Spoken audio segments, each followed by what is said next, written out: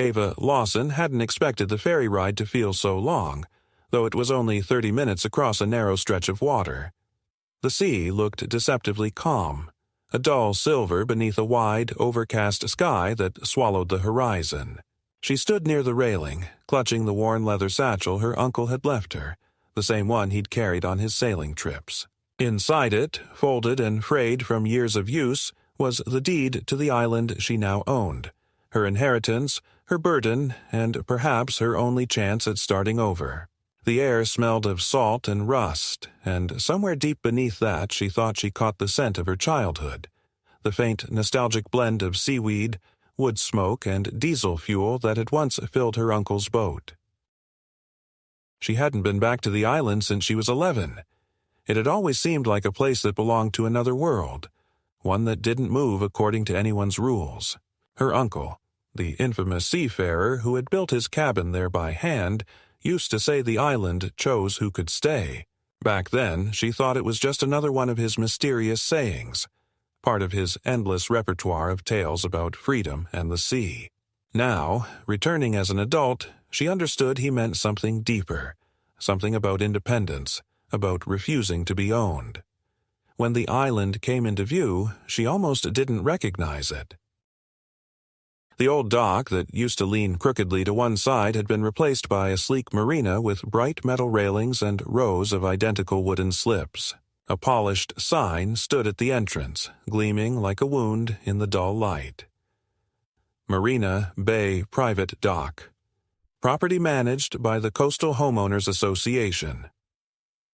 Her chest tightened as she read the smaller line beneath it. Docking permits. Required. Daily fee, $120. She stared, uncertain whether to laugh or curse. The HOA had always been a nuisance back on the mainland, but this island was supposed to be different. It had been private property since before the association even existed. It was the one place her uncle had escaped to when the city became unbearable, when the rules and committees and smiling tyrants started choking him. He'd always said, "The sea doesn't take orders from boards." And yet, here it was, his refuge, marked and priced by bureaucrats. When the ferry bumped against the dock, Ava didn't move right away. The captain, an older man with sun-browned skin and wary eyes, muttered under his breath as he tied the rope. "You'll want to be careful out there, miss. They've been busy building these last few months. Not much of your uncle's place left." She turned sharply toward him. "What do you mean?" The man just shrugged, eyes flicking toward the distant tree line where she could see the faint outline of scaffolding and white tents. "Contractors." HOA said it's part of a development initiative. Folks around here stopped asking questions. She stepped off the boat and felt the boards give slightly under her weight. The sound hollow and unfamiliar. The sign caught her eye again. That cold corporate font pretending to sound welcoming. Managed by Coastal HOA. The words made her stomach twist. She walked the narrow dock toward the path that led up the hill. The forest smelled the same. Pine needles, wet moss, and the metallic tang of sea air. But as she climbed, she began to notice changes. Tire tracks in the mud, survey flags in the soil, plastic barriers with faded warning tape. Near the crest of the hill, where her uncle's cabin should have stood in solitude, a new structure loomed. A prefabricated shack with an air conditioner bolted to its side and a small flag flapping above it. Another sign read, "Authorized personnel only." The door of the shack opened and a man in a neon vest stepped out, clipboard in hand. He looked her up and down before speaking. "You can't be here, ma'am. This is HOA managed property." Ava's heart hammered. "This is my island," she said, voice low but steady. "Lawson Island. My uncle left it to me." The man frowned, flipping through his clipboard. "According to our records, this lot falls under Section C of the Coastal Association Territory Expansion. If you have concerns, you'll need to contact our office on the mainland." He handed her a brochure and turned away as if the matter were settled. Ava stood there, staring at the cheap paper in her hand, printed with glossy images of smiling families and luxury boats. Beneath the photos, a slogan read, "Building community on every shore." Her uncle would have laughed at that, but she didn't feel like laughing.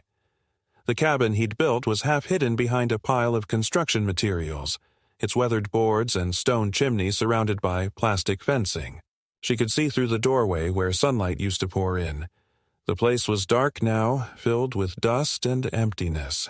The ocean breeze lifted her hair, and for a moment she thought she heard her uncle's voice, gruff and certain. "Never let them fence the sea, Ava. Once they start, they never stop." She closed her eyes, feeling the sting of salt, not just from the wind but from tears she hadn't realized were falling. Somewhere inside her, something hardened. The HOA had planted their flag on the one place that had always been free, and that, she decided, was a line she wouldn't let them cross. By the third morning on the island, Ava had realized that what she was dealing with wasn't just an administrative misunderstanding or misplaced boundary line. It was a calculated act of takeover, carried out with the precision and arrogance of people who believed no one would ever challenge them. She had spent her first days sleeping inside the half-collapsed cabin, wrapping herself in a blanket that still smelled faintly of cedar and salt, listening to the sound of hammers echoing from the new marina below. The workers came early, their boats sliding across the water like gray insects, unloading crates of materials stamped with the HOA logo. She had tried to talk to them, but they avoided eye contact, pretending not to hear her over the buzz of drills and the steady rhythm of construction. One of them, a thin young man with sunburned arms, had quietly muttered when she asked who authorized the build. "It's all under coastal management now. They say the island's part of the community zone." When she pressed for details, he'd only shrugged, as if explaining a law of nature, not an act of theft. It was on the fourth day that the first letter arrived. A white envelope sealed with a blue HOA insignia had been taped to the door of her uncle's cabin, the tape cutting through the peeling paint. The letterhead looked official enough to belong to a government agency. She tore it open and read every word slowly, disbelieving. "Notice of regulatory integration," it said in bold type. "Pursuant to Article 12C of the Coastal Community Expansion Act, Lawson Island has been incorporated into the jurisdiction of the Coastal Homeowners Association for maintenance and infrastructure purposes. All residents, tenants, and property holders are required to comply with the revised marina access guidelines effective immediately. Unauthorized docking or operation within the marina zone is subject to daily fees and penalties." Her hand trembled as she read further. "Failure to remit payment within 30 days will result in lien placement and property review by the HOA board." It ended with a typed signature. Brent Fisher, President of Coastal HOA. Ava sat down on the porch steps, the paper fluttering in the wind, like something alive. Maintenance and infrastructure purposes. The words sounded sterile, but she understood their meaning. Control.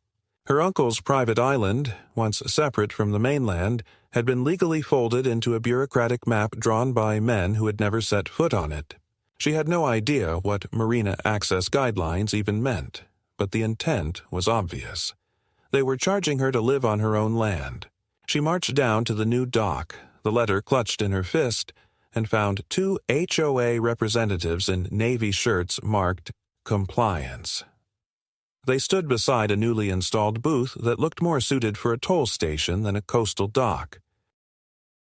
One of them, a broad man with a shaved head and reflective sunglasses, smiled thinly when he saw her approach. "Good morning, ma'am. Dock access for residents is currently suspended pending registration. If you'd like to appeal the charges, you can contact our office in Clearwater Bay." "I'm not appealing anything," she said sharply. "This island is private property. My family has owned it for 70 years. You're trespassing." The man didn't flinch. According to our jurisdictional records, the property is now categorized as part of the coastal common zone. Private ownership remains recognized, but maintenance and docking rights fall under association oversight. That's not how property law works, she snapped. You can't just rewrite borders. He shrugged in a way that made her blood boil. Ma'am, I just enforce the regulations. If you have concerns, the president's in the office this afternoon. Maybe he can explain it better. The ferry that used to run twice a week had been replaced with an HOA shuttle. She took it to the mainland that afternoon, her hands tight around the envelope as though it might burn through her skin. The HOA headquarters sat in a sterile glass building near the marina. New, expensive, and utterly lifeless. Inside, the air smelled faintly of lemon polish and paperwork. A receptionist in a pale blazer smiled mechanically as Ava approached the desk. "I need to speak with Brent Fisher," Ava said. "It's urgent." "It's about Lawson Island." The receptionist's smile didn't waver. "Do you have an appointment?" "No, and I'm not leaving until I get one." The woman hesitated, then made a call. 10 minutes later, Ava was led into a conference room that felt like a hotel lobby stripped of warmth. Brent Fisher looked exactly like the kind of man who thrived on rules he'd written for other people. His hair was slicked back with precision, his suit a shade too sharp for a coastal town. He greeted her with the bland politeness of someone confident in his authority. "Ms. Lawson, I understand there's been some confusion regarding the transition of your property." "Confusion?" Ava repeated, incredulous. "You've built a marina on my land and started charging people to dock their boats. You posted signs claiming it's under your management. You filed paperwork that treats my island as part of your community. That's not confusion. That's theft." Fisher smiled, not with amusement but with pity, as if explaining basic arithmetic to a child. "I assure you, the process was completely legal. The Coastal Expansion Act allows for inclusion of adjacent territories for environmental oversight and infrastructure development. Your island fell within the mapped boundaries of the protected marina zone. The association simply took responsibility for its maintenance." "Maintenance?" Ava said, her voice rising. "You mean profit? You're running a business off my property. You didn't even notify me." Fisher folded his hands on the table. "We did. Several certified notices were mailed to the address listed for the Lawson estate. That address has been vacant for years. You knew that." "We're not required to verify occupancy," he replied smoothly. "The law presumes delivery." His calmness infuriated her more than open hostility would have. She leaned forward, her hands pressing into the table. "You had no right to touch that land. My uncle kept it independent for a reason." Fisher's gaze sharpened, his smile thinning into something colder. "Miss Lawson, independence is admirable, but isolation breeds neglect. The island's been without proper maintenance for decades. The marina will increase property value and accessibility. If you wish to retain ownership, I suggest you register with the HOA and settle your outstanding fees." Ava rose from her chair, trembling with contained fury. "You can't own the ocean, Mr. Fisher. You can't fence the tide." He didn't blink. "No one's trying to own the ocean," he said quietly. "We're just managing what people refuse to manage themselves."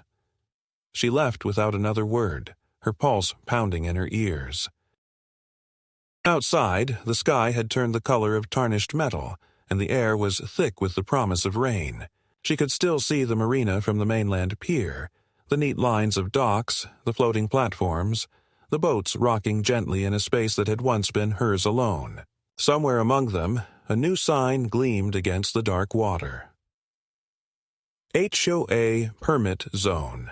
Unauthorized vessels subject to removal. That night, back on the island, she sat beside the ruins of her uncle's cabin and stared at the water. The lights from the marina shimmered like artificial stars, cold and foreign. The wind carried faint laughter from the mainland, where the new boat owners drank and celebrated on property they didn't even know was stolen.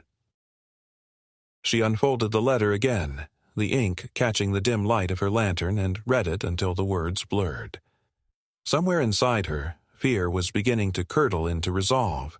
The HOA thought they had taken everything, her rights, her home, even the silence of the sea.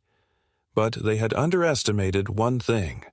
Ava Lawson had inherited more than an island. She had inherited a fight.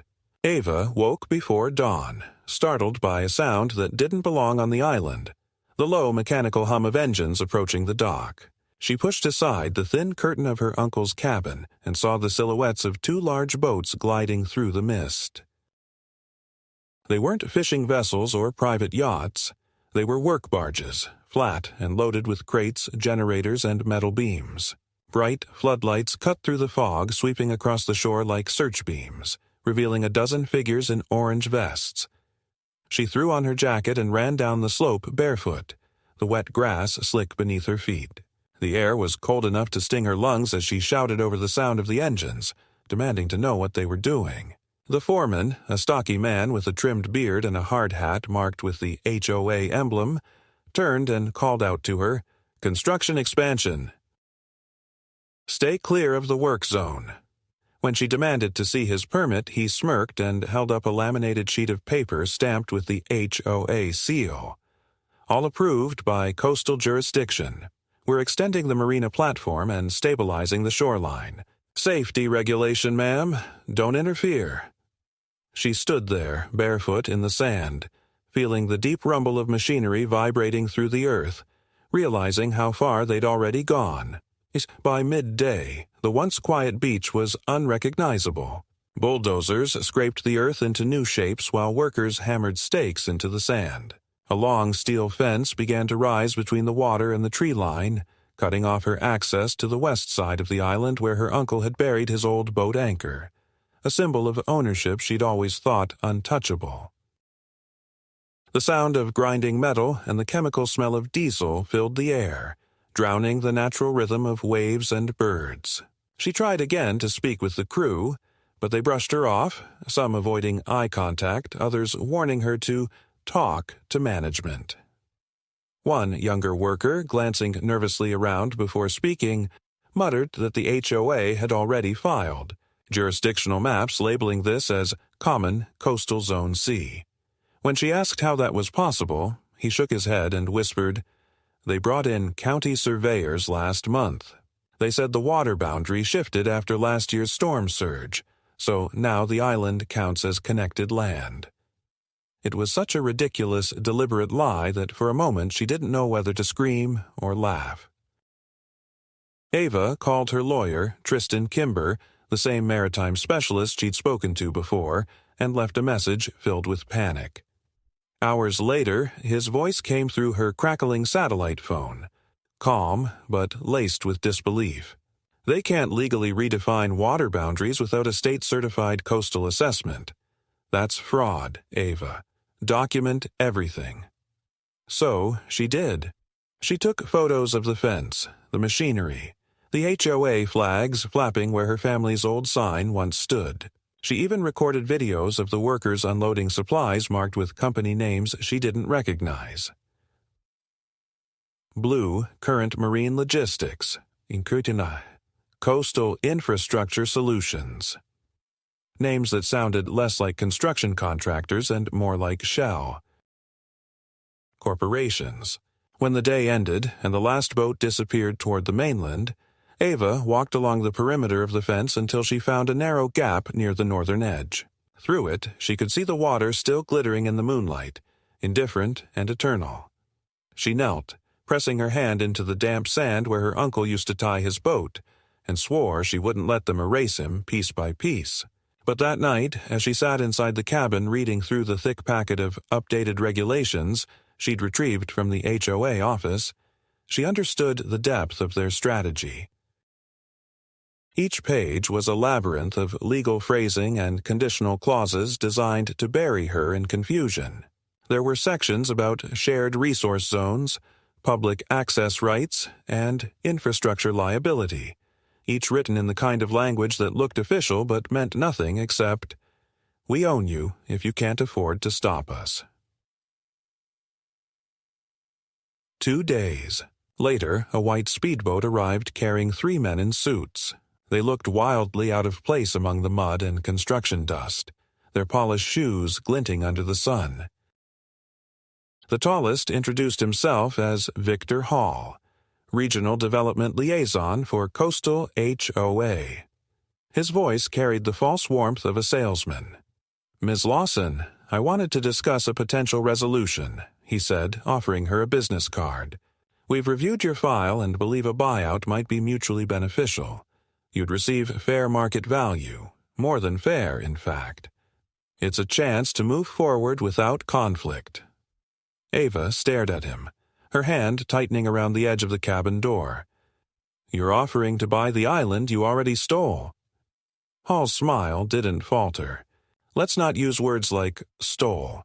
It's all within regulation, but litigation is costly, and property management requires cooperation. We're offering you freedom from an unnecessary burden." "This isn't a burden," she said. "It's my family's land."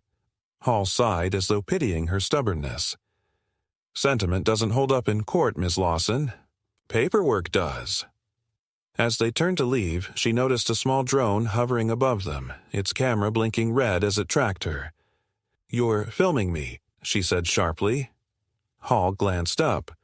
"Standard site documentation," he replied. "You're part of the record now." After they left, she found a new sign nailed to the dock post. "Caution. Active work zone. Trespassing prohibited." It bore her name at the bottom, stamped in red ink like an accusation. "Resident non-compliant." That night, Ava heard a strange sound from outside, the faint whine of a generator. She stepped out with her flashlight and followed the noise down the slope toward the fence. The air smelled metallic, charged. When she reached the shore, she saw 2 men standing by the new power box running cables from it toward the dock. "Hey," she called, her voice sharp. One of them turned but didn't answer. They moved quickly, wrapping the cables and stepping into a small motorboat before speeding away into the fog. When she reached the spot, she saw what they'd left behind. A small black device attached to the pole, blinking with a steady green light. She recognized it immediately. A motion sensor, the kind used in surveillance systems. The HOA wasn't just building. They were watching. The following morning, Tristan called again. "Ava, I found something," he said. "They filed an annexation clause in the county land registry. According to their new documentation, your island isn't listed as private land anymore. It's marked as community property under transitional review. That means they're preparing to auction usage rights to investors under the guise of eco-development." She felt dizzy listening to him. "They can't," she whispered. "They don't even own the land." "Not yet," he said grimly. "But if they can prove your property was accessible by a fixed structure, like that Marina bridge, they can argue it's no longer isolated. They're creating a legal fiction, and unless we challenge it fast, it'll become permanent." Ava hung up and looked out the window toward the marina, where workers were installing new floating docks and decorative lamps. The line between her land and their development had blurred so completely it was almost invisible. She thought of her uncle's voice again, the one that used to calm her when storms shook the cabin. "The sea tests everyone, Ava. But the real danger isn't in the waves. It's in the people who think they can command them." She understood now that the battle wasn't just about property. It was about power, and the kind of men who believed they could buy it disguised as order. That evening, she sat at the edge of the dock and watched the reflection of the floodlights shimmer across the water. Her reflection looked like a ghost, tired, wind-blown, but unbroken. Somewhere across the bay, Brent Fisher would be sitting behind his desk, thinking she would eventually give in like everyone else. But he didn't know her uncle, and he didn't know her. As the tide rose around her ankles, Ava tore the HOA brochure in half and tossed it into the sea. The pages drifted apart, sinking slowly beneath the ripples, dissolving into salt water and silence. In that moment, she stopped being a victim of paperwork and became something else entirely. A woman preparing for war. The storm that came in from the east that night lasted almost 20 hours, and by the time the rain had stopped, the island looked as though it had been dredged up from another century. The shoreline was littered with broken planks and twisted fencing, the metal beams from the marina jutting out of the sand like bones. Ava stood at the water's edge, soaked and trembling from exhaustion, watching as the morning light revealed the damage. The waves had ripped apart part of the new dock, dragging several sections of the HOA's freshly installed platform out to sea. For a brief moment she felt something close to triumph, a wild, guilty satisfaction in seeing nature take back what it owned. But when she looked closer, she realized that the storm had also destroyed what little remained of her uncle's cabin. The roof had collapsed entirely, and the walls leaned inward as though the house had finally exhaled after years of holding its breath. Everything she'd salvaged from inside, photographs, journals, maps, was soaked beyond repair. It was as if the island itself had been erased and rewritten in the language of ruin. By noon, the HOA workboats were back, their engines grumbling over the gray water. Men in waterproof jackets clambered onto the shore, their voices sharp and commanding. They moved with urgency, photographing the wreckage, marking the debris with bright orange paint. A tall woman in a beige raincoat stepped off the lead boat, her expression coldly efficient. Ava recognized her from a news article she'd found online. Lydia Crane, Regional Compliance Director, Coastal HOA. She was the kind of person who didn't need to shout to command a room. Her presence did it for her. When she approached, Ava could see the faint gleam of amusement in her eyes. "Ms. Lawson will be conducting a post-storm inspection," she said, her tone clipped. "The Marina expansion suffered significant damage, and we'll need to assess whether it's safe to continue operations. You'll need to vacate this area during the assessment period." Ava stared at her in disbelief. "You mean my land?" Lydia's lips curved slightly. "Your portion of it, yes, though according to our records it's technically shared jurisdiction." Ava's patience snapped. "You built an illegal marina, you destroyed the beach, and now you're calling it shared jurisdiction. You don't even have state authorization for this project." Lydia didn't flinch. "The project falls under a regional development grant approved by the County Infrastructure Board. If you believe there's been an oversight, you're free to contact them directly." She handed Ava a card with a phone number printed in small letters beneath the HOA logo, then turned to give orders to her crew. Ava looked down at the card, rain still dripping from her hair, and something in her gut told her that the number wouldn't lead to anyone who cared. That night, she called Tristan again. The wind howled outside the broken cabin, whistling through the gaps in the walls as she read him the new inspection notice the HOA had left nailed to a post. His voice on the other end was tense. "They're escalating. I've been digging through their filings, and you're not going to believe what I found. The Coastal HOA applied for a federal sustainability grant 6 months ago, claiming they were developing a community access eco-harbor for educational purposes. They listed your island as a public trust resource, which means they told the government it was unowned land." Ava felt her throat tighten. "They lied. There's a deed in my name." "I know," he said, "but unless we can prove the falsification, the grant money gives them leverage. They can claim eminent domain under environmental revitalization clauses. You're not fighting a neighborhood board anymore. You're fighting a corporation disguised as one." For the first time, Ava felt a flicker of fear that wasn't just anger. The HOA wasn't acting alone. It was part of a network feeding on loopholes, paperwork, and silence. She spent the next 2 days documenting everything. Photographs of storm damage, copies of letters, even a voice recording of Lydia Crane's threats. When she returned to the mainland for supplies, she met Tristan in person at his small office near the docks. The place smelled of old books and sea salt, the walls lined with nautical maps. He looked more tired than she remembered, his tie loose, his desk buried under piles of documents. "They're not just targeting you," he said, spreading out a series of property charts across the table. "Look at this." The maps showed the coastline dotted with red marks. "These are all private parcels the HOAs absorbed in the last 5 years, some of them through foreclosure, others through environmental claims. In every case, they partnered with the same developer, Blue Current Marine Logistics. Guess who sits on both boards? Brent Fisher."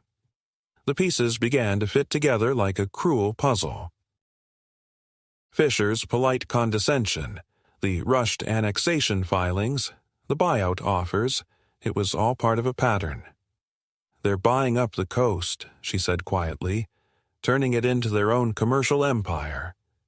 Tristan nodded grimly. "And your island is their anchor project. Once they get official recognition of the marina as part of the coastal zone, they can use it to justify everything else." He pushed a folder toward her. Inside were photocopies of internal memos he'd obtained from a whistleblower who had worked for Blue Current. One of the documents listed Lawson Island, Phase 1, Infrastructure, Marina Expansion, Investor Review Pending. Another page bore Fisher's signature beside the projected revenue numbers. Ava's stomach turned as she read the final line. Expected profit margin within 12 months, $4.2 million USD. Her home, her uncle's life's work, had become a line item on a balance sheet. She looked up at Tristan, her voice trembling but steady. "Can we stop them?" He hesitated. "We can slow them down. We'll need evidence that the signatures on those annexation documents were forged or unauthorized. I'll file an injunction to freeze development until the court reviews ownership. But we'll need more than legal arguments. We'll need public pressure. The more light we shine on them, the harder it'll be for them to hide." Ava returned to the island with renewed determination. That night, under a bruised purple sky, she wrote a long post for social media, attaching photographs of the marina construction, excerpts from the falsified documents, and a plea for anyone who'd faced similar abuse from the coastal HOA to come. Forward. She didn't expect much, but within hours her story began to spread. Local journalists reached out, small at first, then regional outlets. People started sharing their own experiences, stories of harassment, illegal fines, and lost homes. The HOA's polished facade began to crack. By the third day, Ava noticed that the workers at the marina had grown tense. Some avoided looking at her altogether, others whispered as she passed. Late that evening, while she was gathering debris from the beach, a small boat approached from the mainland. It wasn't marked with the HOA insignia. A young man stepped out, his hands trembling slightly as he handed her an envelope. "I shouldn't be here," he said in a hushed voice, "but they're lying to everyone. I worked for Blue Current. This is proof." Before she could respond, he climbed back into his boat and disappeared into the mist. Inside the envelope was a flash drive and a handwritten note. The documents show everything: fake surveys, paid inspectors, the real ownership transfers. Don't trust anyone from Clearwater Bay. That night, as the waves crashed against the rocks, Ava opened the files on her laptop. There were scanned contracts, invoices, and confidential emails. One message, from Fisher to Crane, made her blood run cold. Ensure the Lawson site is secured before the injunction hearing. Public sympathy won't matter once the marina is operational. Another thread contained attachments of falsified environmental studies, complete with forged signatures from non-existent inspectors. This was the proof Tristan needed. Their entire scheme laid bare in digital ink. But before she could call him, she noticed something strange. A faint humming sound filled the air, not from the sea but from behind her. She turned and saw a small light blinking outside the cabin window. a drone hovering silently, its lens aimed directly at her. Panic shot through her as she grabbed a stick and swung at it, knocking it from the air. It hit the ground with a crunch of plastic, but the damage was done. Someone knew she had the files. She crushed the drone beneath her boot, then spent the night hiding the flash drive inside an old tin box under the floorboards. By dawn, she was certain of one thing. She was no longer just defending an inheritance. She was exposing a conspiracy. The HOA wasn't a homeowners association. It was a corporate front, a machine designed to strip people of land under the guise of community order. As the first light broke over the sea, Ava walked down to the dock and watched the sun rise over the jagged remains of the marina. The tide was pulling away the debris, as if cleansing the shoreline of every false claim and forged signature. She whispered into the wind, her voice hoarse but resolute. "You thought you could own this, but the sea doesn't belong to you." The gulls rose into the air, their cries cutting through the morning silence. Somewhere far across the water, the hum of another boat began to echo, a sound that no longer frightened her but steeled her resolve. The battle for the island had only begun, but now Ava had something stronger than anger or loss. She had the truth, and she was ready to use it. The next week unfolded like a siege.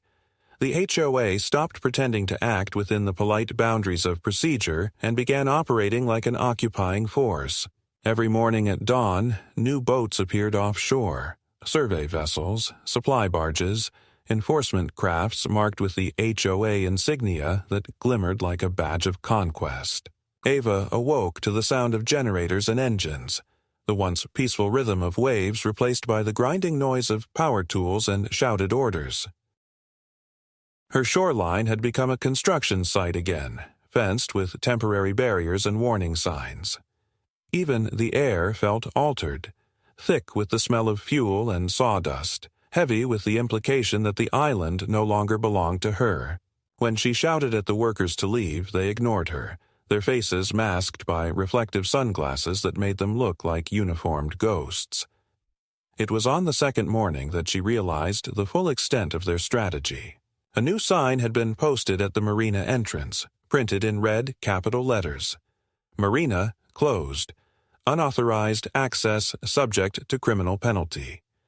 Beneath it, smaller text read, Lawson Island Safety Zone, Coastal HOA Management. The implication was chilling. They were no longer content with redefining the island's ownership.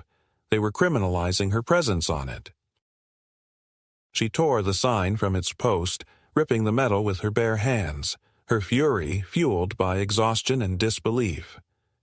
A drone buzzed overhead, recording her every movement, and she shouted into the sky, daring them to come and remove her themselves. That afternoon, Tristan called with grim news. "The injunction's been delayed," he said, his voice weary. "The HOA's lawyers filed a motion claiming environmental hazard. They say your presence on the island interferes with restoration efforts." Ava laughed bitterly, unable to contain the disbelief that rose in her throat. Restoration?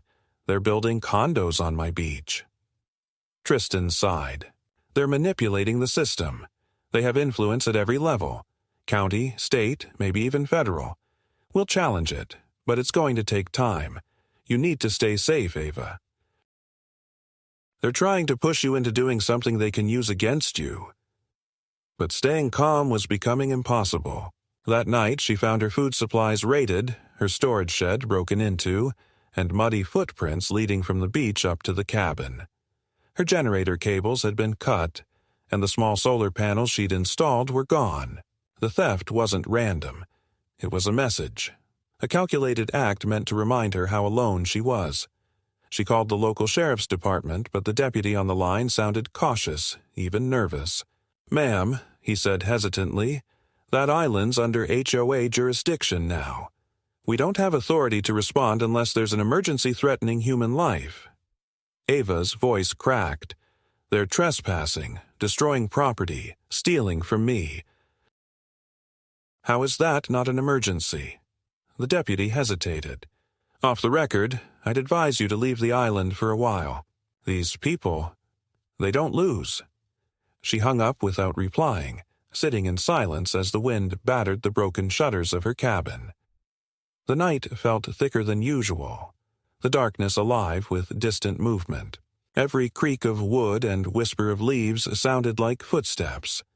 Around midnight, she heard the low hum of an engine and crept to the window. A boat was approaching, its lights dimmed. She grabbed her flashlight and stepped outside, the beam slicing through the fog. The vessel slowed as it neared the dock, and for a moment she thought it might be Tristan or the young man who'd brought her the flash drive. But when she called out, no one answered.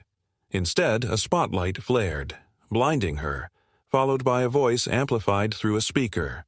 "This is Coastal HOA enforcement. You are in violation of safety restrictions. Vacate the premises immediately or be removed." The sound echoed across the water, mechanical and emotionless. Ava backed away, shielding her eyes.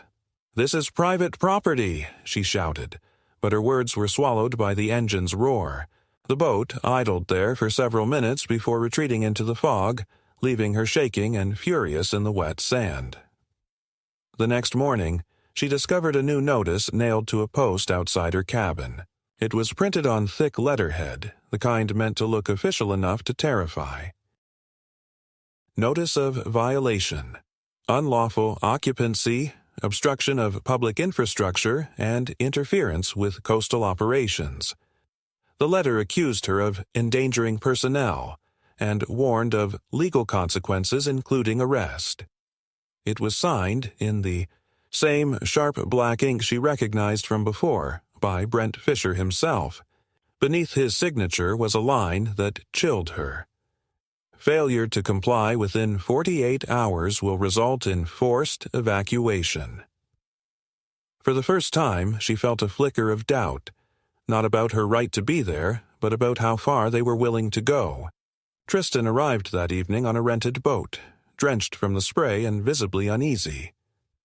"They've crossed the line," he said, handing her a folder of documents. "I have copies of their internal emails, leaked from the same source. They're planning to stage a code enforcement raid under the guise of safety inspection. They'll bring private security and claim it's law enforcement." Ava flipped through the papers, her eyes scanning phrases that made her stomach twist. Eviction procedure, property neutralization, and containment protocol for non-compliant. Resident. "They're treating me like a threat," she murmured. Tristan nodded grimly. "Because you are one, to them. You have the proof of what they've done." That night, the two of them stayed up in the cabin, going through every document, cross-referencing signatures, emails, and permits. Tristan's determination was steady, but Ava could see the exhaustion behind his composure. "They'll come soon," he said quietly. "Maybe tomorrow. But if we can get this to the press before they act, we can turn it around." Ava stared at the flickering lantern light and thought of her uncle sitting in the same spot years ago, writing in his journal about tides and freedom. "Then we don't sleep," she said. "Not until the world knows what they've done." By dawn, they had compiled a comprehensive dossier: photographs, letters, audio recordings, and the digital files from the flash drive. Tristan uploaded everything to a secure drive and sent it to multiple journalists and advocacy groups. The wind outside had picked up, and a low rumble of thunder rolled over the sea, but neither of them looked away from the screen until the final file was sent. "It's done," Tristan said, exhaling for what seemed like the first time all night. "They can't bury it now." But Ava wasn't convinced. She knew people like Fisher and Crane didn't back down. They doubled their efforts. Her instinct was proven right only hours later. Around midday, she heard the sound of engines again. Louder this time, closer. When she stepped outside, 3 boats were approaching, their decks crowded with men in black jackets marked Coastal Enforcement Division. At their helm stood Lydia Crane, her raincoat immaculate despite the wind. A megaphone crackled to life. Ms. Lawson, under Section 9 of the Coastal Compliance Act, you are hereby ordered to vacate the premises. Continued resistance constitutes trespassing on managed property. Tristan grabbed her arm, pulling her back toward the cabin. We have to hold out, he said, his voice low. They don't have legal authority. But as she watched the boats line up like an advancing wall, she wasn't sure the law mattered anymore. The men disembarked, forming a slow march up the beach. One carried a camera, another a binder. Lydia led them with the calmness of someone certain of victory. Ava Lawson, she said as they reached the porch. You're interfering with a federally funded development. You'll be removed for your own safety. Ava stood in the doorway, wind whipping her hair across her face. You can try, she said quietly, but you'll have to do it on camera. She pointed toward the hill where a faint red light blinked among the trees, one of her own cameras streaming live to the internet. For the first time, Lydia's expression faltered. The men hesitated, glancing uncertainly at their leader. The standoff lasted several minutes, the storm clouds rolling closer until rain began to fall in heavy sheets. Finally, Lydia gestured sharply, and the men withdrew toward the boats. This isn't over, she said before turning away. It never is, Ava replied. When the engines finally faded into the distance, she sank to the porch, her body trembling from adrenaline. Tristan knelt beside her, his voice barely above a whisper. You just bought us time. But they'll come back. Ava looked out over the gray water, her jaw set. Then we'll be ready for them. The sea roared below, fierce and untamed, washing against the new steel barriers until they rattled like empty cages. Somewhere deep inside her, something fierce took root, something older than law and stronger than fear. She no longer saw herself as a victim fighting for survival, but as the rightful guardian of a place that refused to be tamed. The day of the hearing arrived wrapped in a strange, heavy silence, the kind that comes before a storm or a reckoning. Ava barely slept the night before. She had spent the long, dark hours sitting by the window of a rented room in Clearwater Bay, watching the harbor lights shimmer like watchful eyes. The air felt thick, metallic, as if the sea itself was holding its breath. When morning came, she dressed without ceremony.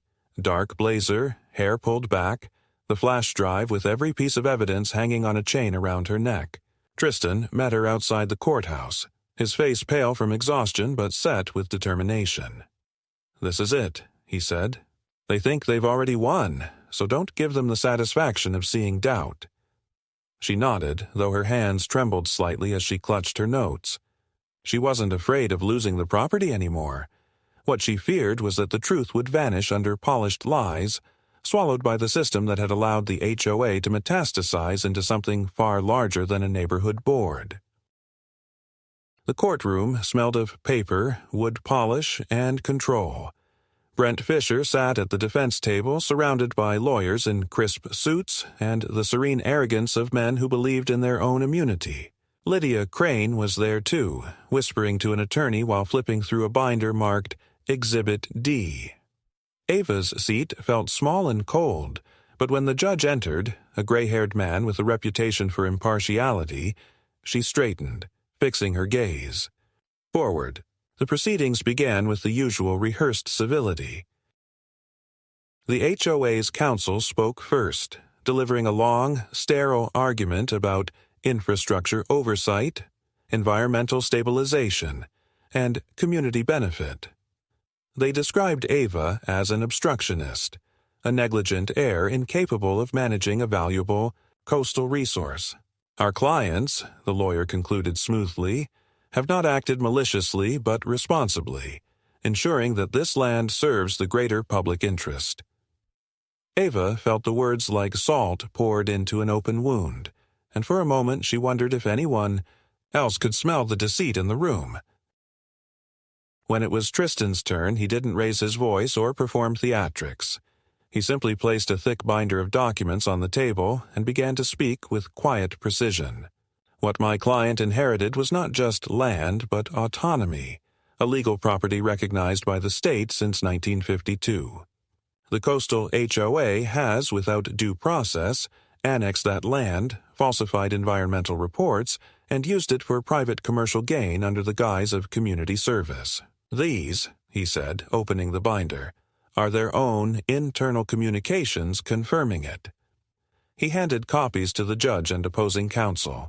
Fisher shifted in his seat, his jaw tightening for the first time. Tristan continued, methodical and relentless, outlining every manipulation.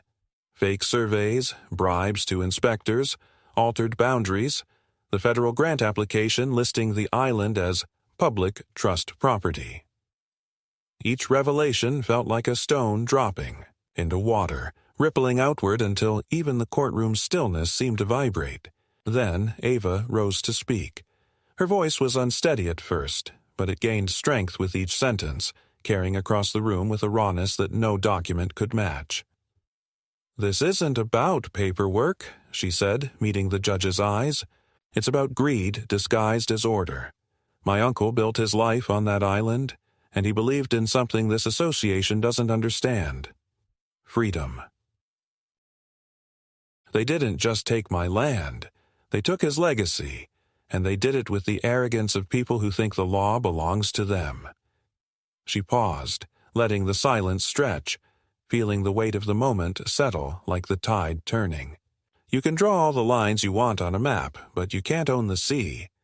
And you can't take something that was never yours. A murmur rippled through the room as Tristan handed the judge a printed transcript of the emails from Fisher and Crane discussing expedited eviction and media control. The judge read for a long time, his expression unreadable. Finally, he removed his glasses, his tone measured but heavy with finality. "This court finds the actions of the Coastal Homeowners Association to be unlawful and predatory. The annexation is nullified, the Marina construction order revoked, and an investigation into fraudulent filings will be referred to the state attorney's office." Fisher's composure cracked, his face flushing with disbelief as the words sank in. Lydia turned toward him sharply, her whisper harsh and urgent, but he ignored her, staring at Ava with a venomous disbelief, as if unable to comprehend that the woman he had dismissed as naive had just dismantled his empire. When the gavel struck, it echoed like thunder. Reporters surged forward, cameras flashing, voices rising in overlapping questions. Tristan shielded Ava from the chaos, guiding her toward the exit, but before they reached the doors, she turned back once more. Fisher was still sitting at the table, motionless, his lawyers arguing in frantic whispers. Their empire of bylaws and bureaucracy had finally collapsed under its own corruption. As Ava stepped outside into the sunlight, the wind hit her face with the sharp freshness of salt and renewal. Outside, the press surrounded her, their microphones thrust forward, demanding comment. She stopped on the courthouse steps, her voice calm but unwavering. "This was never just about one island," she said. "This was about the right to exist without being bought or managed. Every person who's ever been bullied by an HOA or forced to pay for their own silence, this was for them too. They call it community. I call it control. And it ends here." The cameras flashed again, but Ava no longer felt like she was being watched. She felt seen. Tristan stood beside her, a faint smile breaking through his fatigue. "You did it," he murmured. She shook her head, eyes glistening. "We did it." As they walked toward the pier, the sun broke fully through the clouds for the first time in weeks, painting the water in gold. Out on the horizon, the island waited, scarred, battered, but still standing, just like her. And in that fragile, luminous moment, Ava understood that her victory wasn't only a reclamation of land, but a restoration of truth, the kind that no corporation could ever own. When Ava returned to the island, the sea was calm for the first time in months. The boats that had once crowded the horizon were gone, the metal fences dismantled, and the marina stripped of its glossy pretense. What remained were fragments: concrete slabs, rusted bolts, scraps of plastic fencing half buried in sand. The place felt raw, quiet, as though it had been holding its breath through the chaos and could finally exhale again. She stepped off the boat and stood barefoot on the wet sand, letting the tide wash over her feet. The air smelled the way it used to when she was a child: salt, pine, and smoke from a small fire that once burned near her uncle's cabin.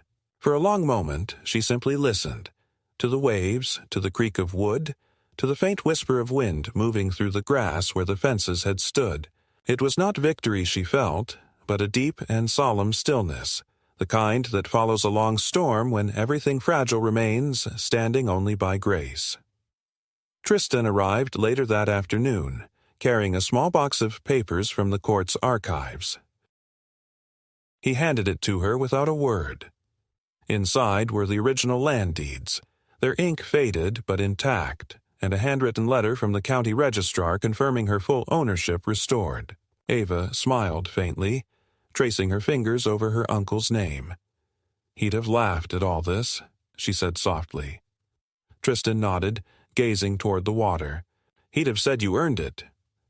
For a while they stood in silence, watching the sunlight scatter across the sea. The tide lapped gently at the broken dock where she'd once confronted the HOA's guards.